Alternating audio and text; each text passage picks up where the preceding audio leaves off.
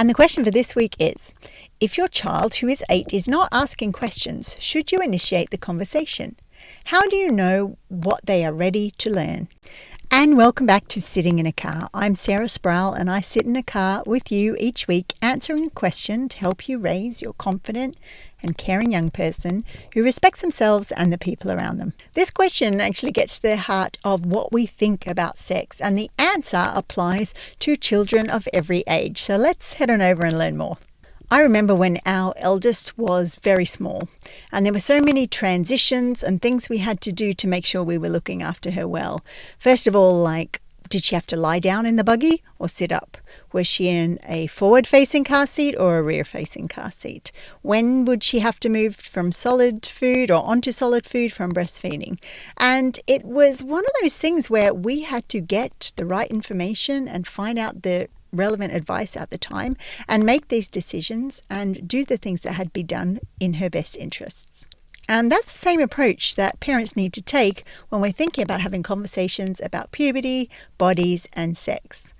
Our kids need to know information about their body and how it's going to change and how to look after it and all the amazing things it can do from the very moment they are born. Kids from age 0 to 4 can be learning about sperms and eggs and how to keep parts of their body clean, what all the names of the parts that they have are called, and how to use those in everyday life. Point 2, when your child is 8, there will be a sort of a habit formed in your family if you haven't talked about things like this already. So you're not going to be able to just go in and start a conversation about, oh, by the way, it's now time to learn about puberty and how humans are made and what sex is. You have to start off a little bit more gently than that. We have a few different sentence starters that you can use to get these conversations beginning more gently. The first one is, I learned something new today that I didn't know before, and that is that parents could be talking to kids from when they're 4 or 3 or even 2 about their body and puberty and how babies are made. And I didn't know about that.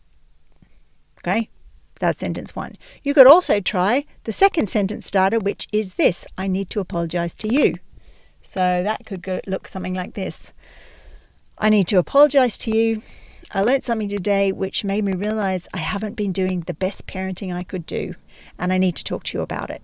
And then you talk about all the things you discovered and how your parenting needs to change. Point 3, you can use collaboration when you have an 8-year-old and you haven't started talking about puberty, bodies, and sex yet. It could look something like this. You will have used one of the sentence starters in the previous point, like I learned something new today, or I need to apologize to you. And then you can say, I would like your help. I want to work out the best way that we can do this, so I'd love to hear your ideas.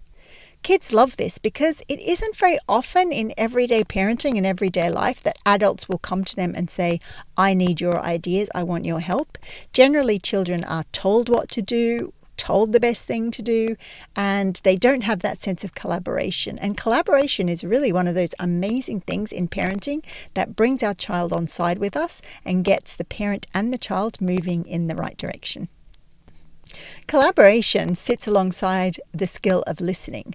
We can't collaborate with our child unless we actually listen to what they say. So if we're asking for their advice, then we need to sit and really listen hard to what they have to tell us. And that will look like something like listening, being quiet, big wide eyes, attentive face, going, okay, yes, those sort of encouraging words. We might even reply to what they're saying with reflections, something like this. So what you're saying to me is you find conversations awkward and maybe it would be better for me to text you. And that would be a reflection that will help your child feel heard. So let's sum up the 3 points to help you start talking to your 8-year-old about puberty, bodies, and sex. Point 1, children are always ready to have conversations about puberty, bodies, and sex. Point 2, use a sentence starter like I learned something new today or I need to apologize to you. And point 3, create an environment of collaboration and ask for your child's advice. And that's Sitting in a Car for another week, where I've answered a question to help you raise your confident and caring young person who respects themselves and the people around them. And while I've got you here, can I ask for your help? Would you like, repost, or subscribe to Sitting in a Car?